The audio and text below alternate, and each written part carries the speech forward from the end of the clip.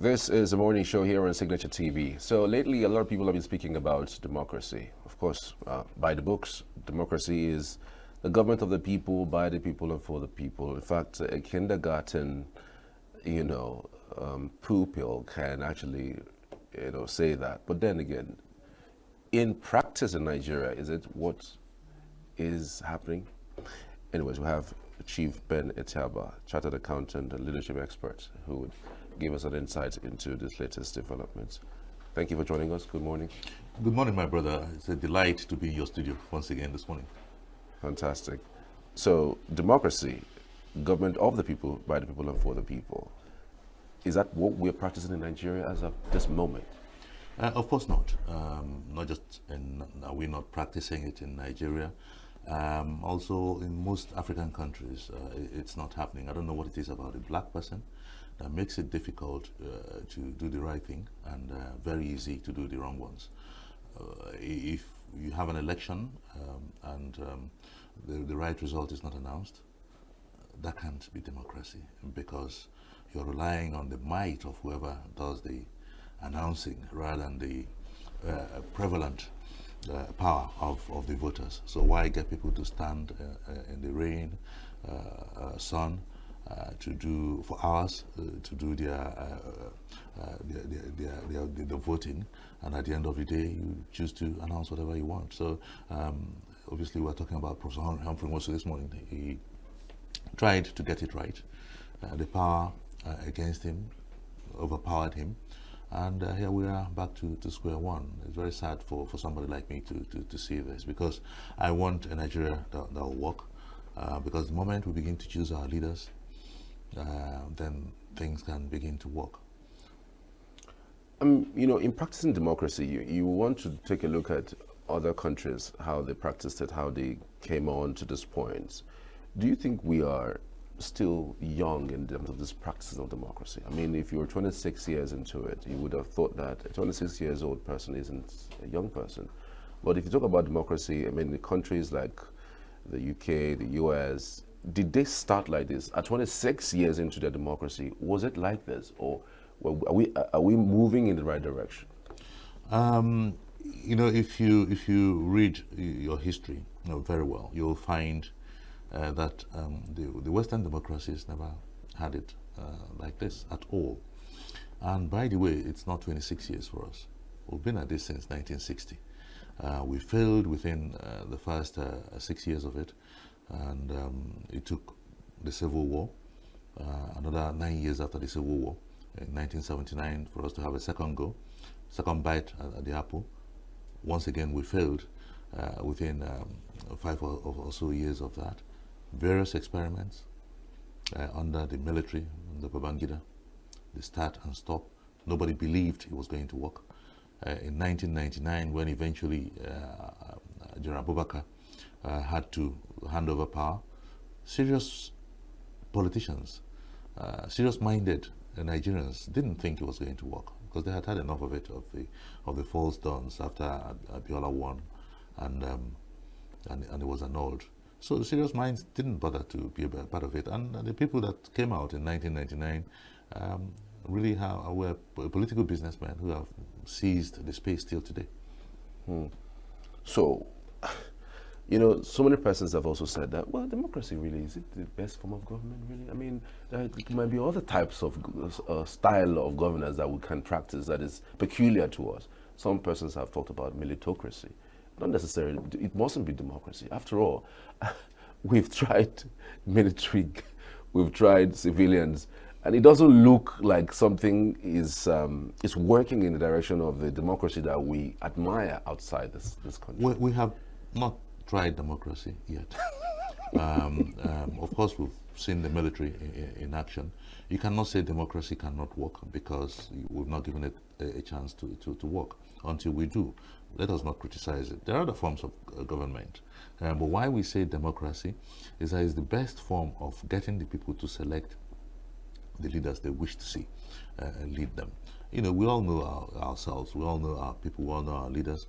We know those who are serious-minded, who, if we put in office, lives will be better. We know those who are willing to buy our votes. We know those who are willing to, run away with the ballot boxes and all that.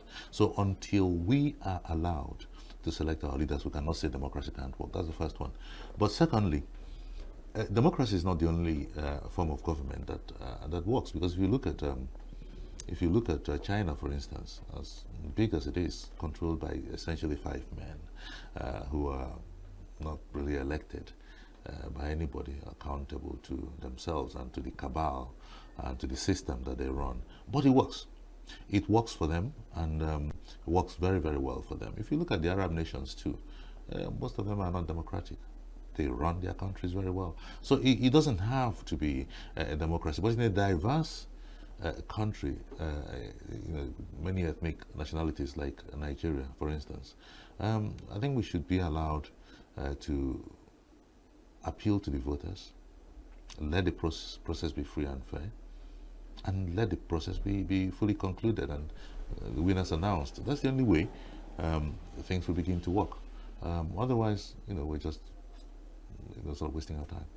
In the context of what we have, and if you can't get leadership right, nothing else will work. You have to understand that. If you don't get leadership right, nothing works. Yeah. Would you also have to think about getting the right people to select the leaders? There's nothing like the right people to select the leaders. It should be one man, one vote. And that means that every man is right. There's no wrong person to select the voters. If you vote, just the process has to be, due process must be followed. There's no point in announcing a policy, announcing guidelines, announcing timetables, and only for that to be just make-believe. We're just actors trying to get to work from answer to question. Doesn't make sense at all. So everyone is right in this business. Let us allow, even so long as you're voting age, able to cast your vote, your votes should count. And there's nobody who's more important than the other in a democracy. It doesn't matter how wealthy you are, how intelligent you are, and how learned you are. Your vote is as important as that of the common man, because at the end of the day, the leadership will impact on all those lives, including in fact, it will impact even more on the lives of the downtrodden. So it's more incumbent on them to be a part of the process, to select who leads them. Again, we're speaking about leadership, democracy, because again, the democracy, like we know, it's supposed to be the freedom to choose who leads you. We've seen over time where people, especially in political parties, decide who they want, who they are fielding. So it's largely not even about the people now selecting. It's more like a cabal of some sort, selecting a certain person.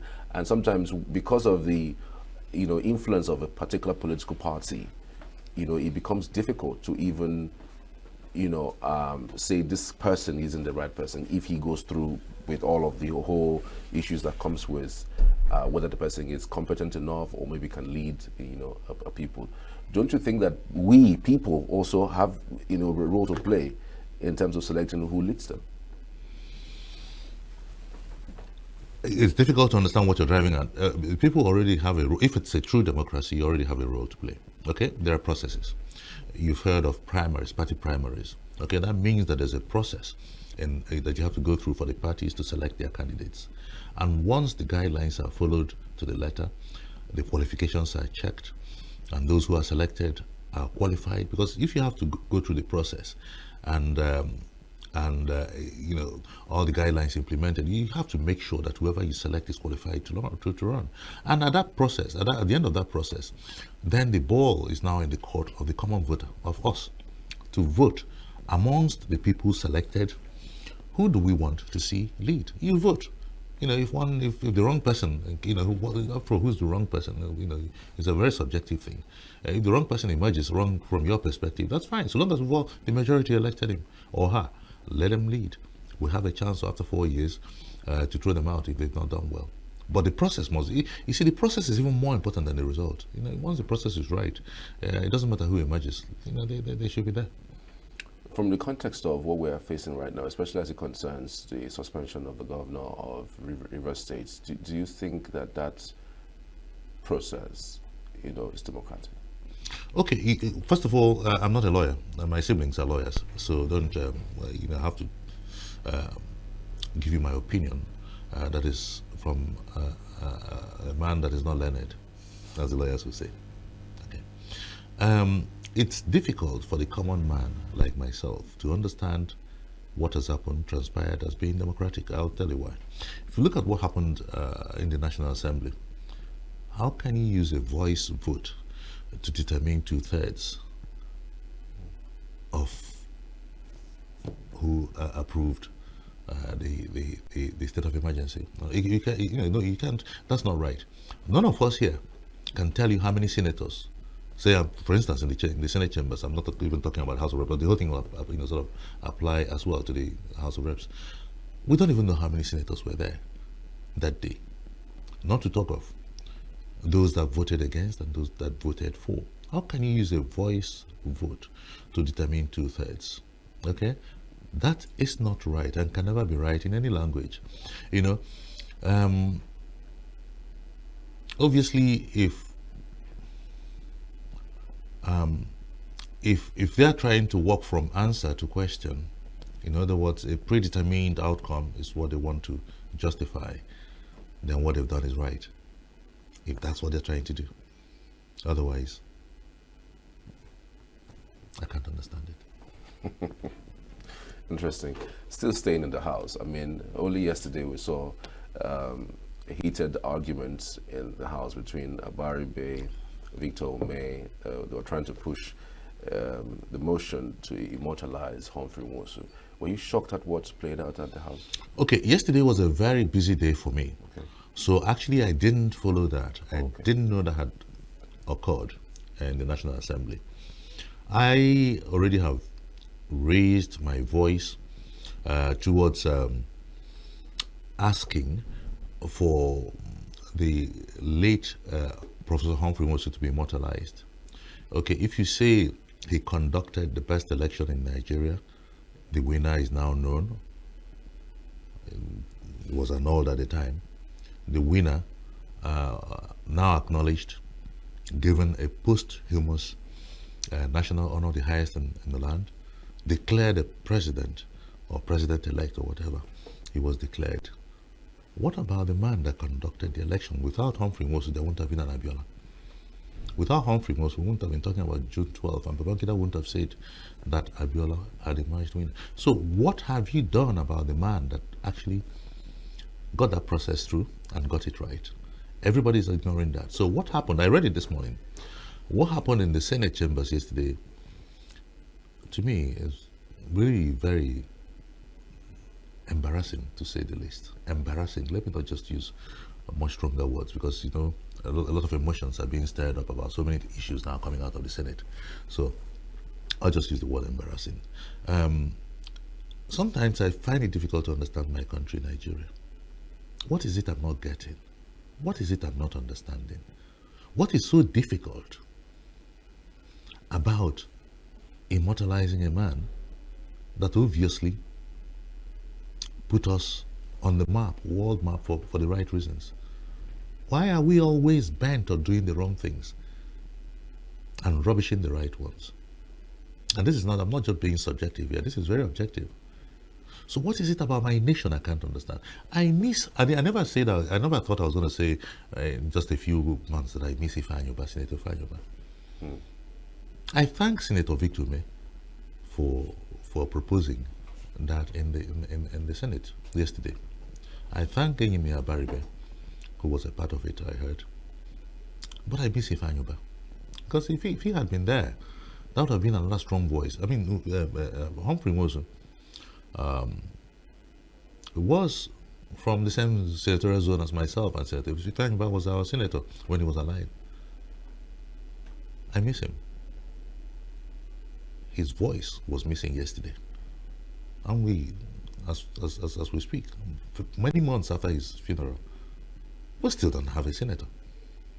That's also part of what's wrong in Nigeria and with our democracy. You see, we can't be too casual about leadership. Leadership is everything. Leadership, if you get the leadership wrong, nothing else will work. And I go back in a most frustrating manner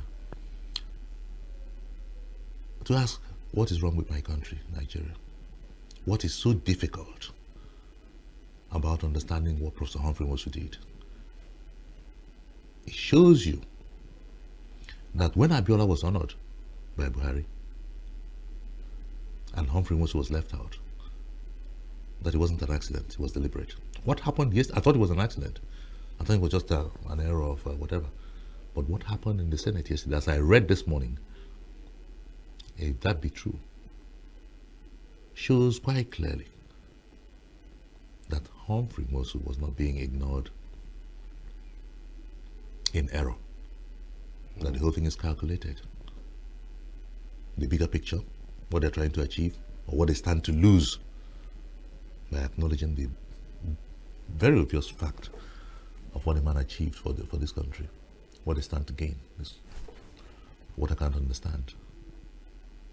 I am at a loss. As a Nigerian, I can't understand what is going on anymore. Because we seem to be living in a country where all the wrong things are right and all the right things are wrong. And for how long can we continue living like this?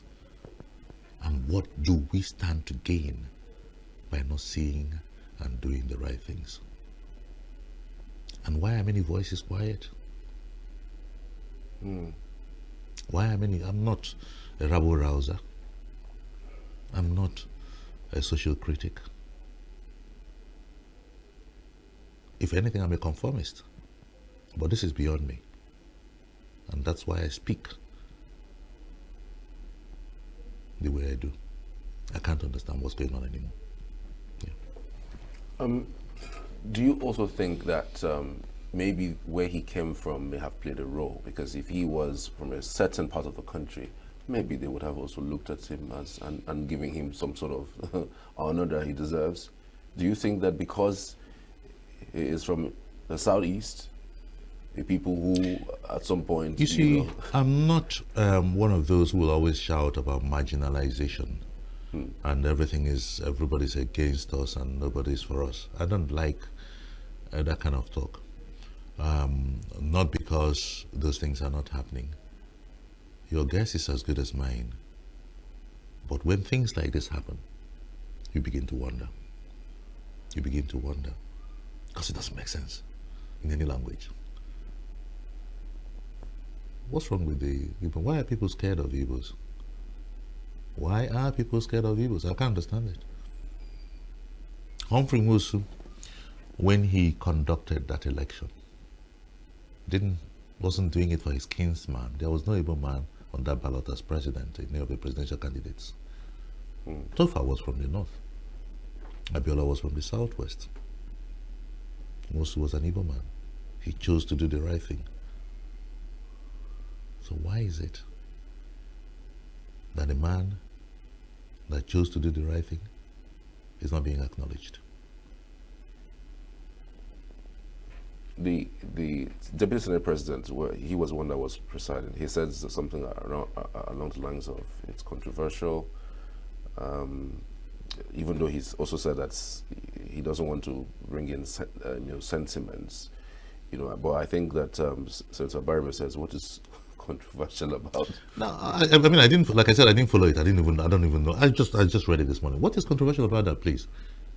Controversial? What is controversial about the fact that we got it right at some point? What's so controversial about it? That people see Humphrey Nwosu as somebody who truncated democracies, while some others see him as somebody who is a hero of, democracy, depending on the side that you are on. So who saw him as somebody who truncated democracy? Was it not the same man that annulled the election that's coming out now to put in writing that the election was free, it was fair, it produced a president? So whose ox was God? If they chose years ago not to tell the truth, they are telling the truth themselves now. Nobody forced Babangida to put that in his book.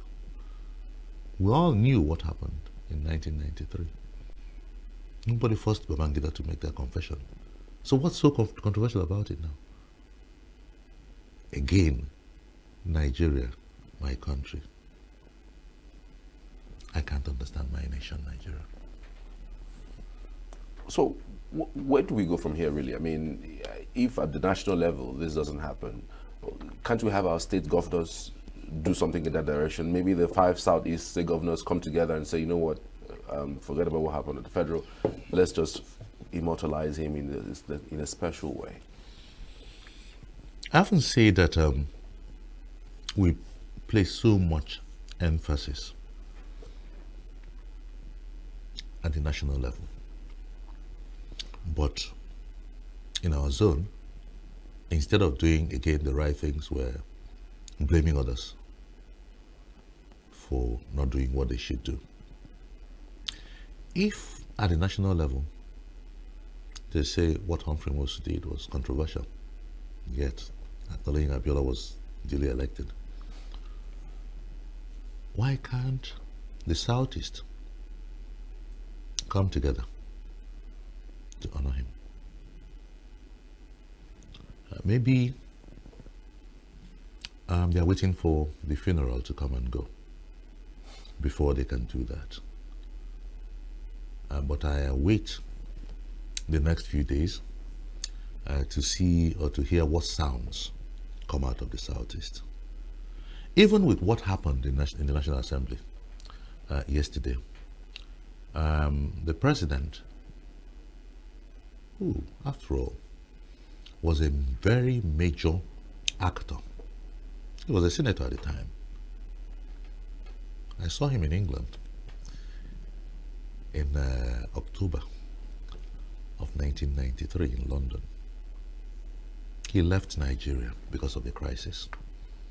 He wanted to see an Abiola presidency. He lived that crisis personally.